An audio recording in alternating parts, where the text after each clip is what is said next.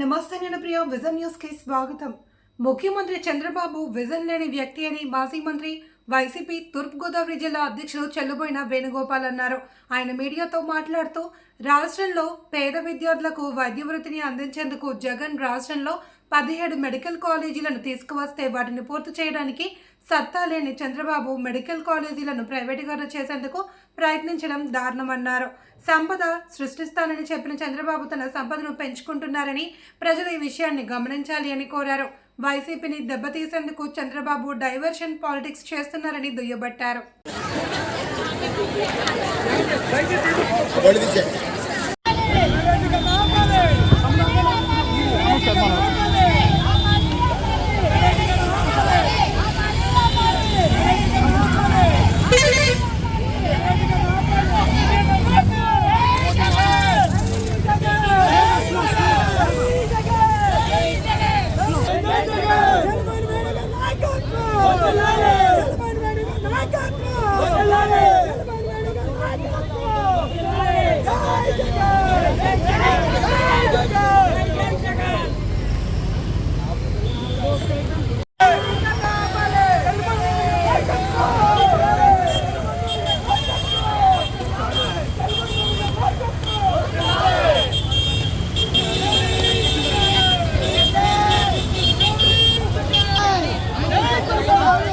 బోల్ ఉన్నాయి పెడతాను.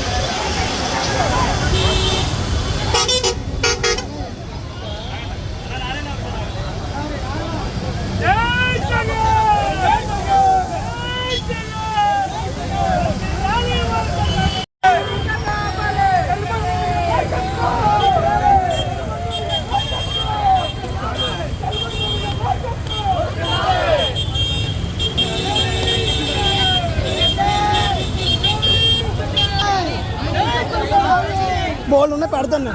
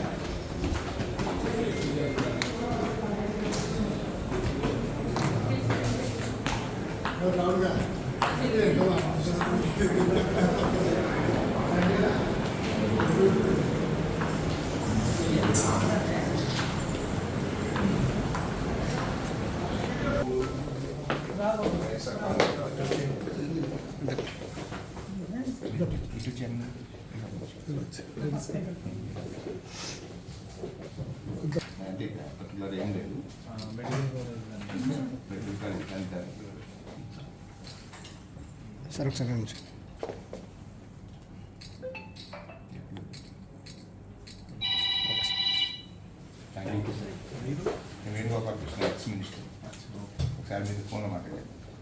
ఓటు ద్వారా అధికారం ఇస్తే అధికారం అమ్ముకోవడానికి అన్నట్టుగా ఈనాటి పాలకుడు చంద్రబాబు నాయుడు గారు గత ప్రభుత్వం ఏర్పాటు చేసిన 17 మెడికల్ కళాశాలల్ని పీపీపీ ద్వారా ప్రైవేట్ వారికి ధారాదత్తం చేయాలని చూస్తా ఉన్నాడు.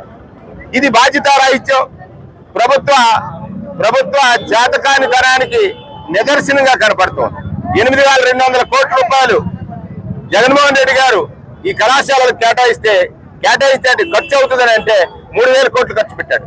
5 సంవత్సరాలు 5,000 కోట్లు ఖర్చు పెట్టలేని దయనీయ స్థితిలో ప్రభుత్వం లేదు.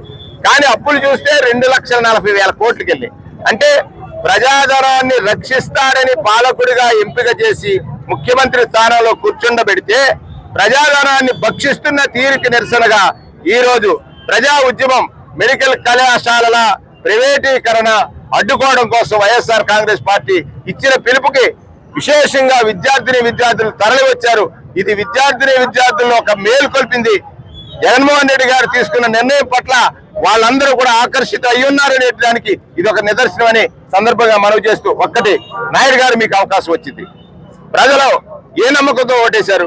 మీరు సంపద సృష్టిస్తాను అనుభవం ఉందన్నారు. ఆ సంపద మీకోసం అని తెలియలేదు పాపం. మీరు సృష్టించుకుంటున్నారు సంపద.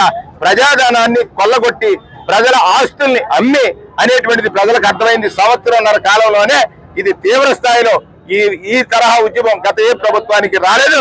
ఖచ్చితంగా మెడికల్ కళాశాలల ప్రైవేటీకరణ నిర్ణయం వెనక్కి తీసుకునే వరకు ఈ ఉద్యమం కొనసాగుతుంది.